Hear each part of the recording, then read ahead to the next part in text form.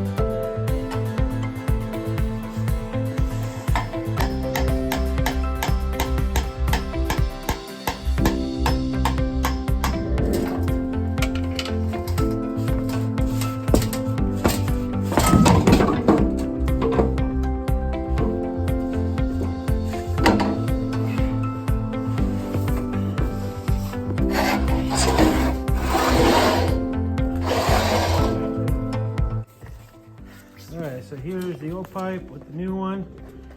I kind of wish this muffler was bigger. I don't necessarily want it louder, but it might not be really any louder than that was.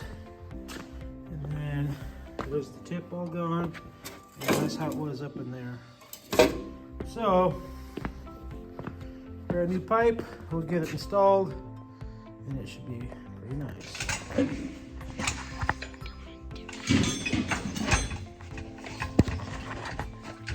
Yeah.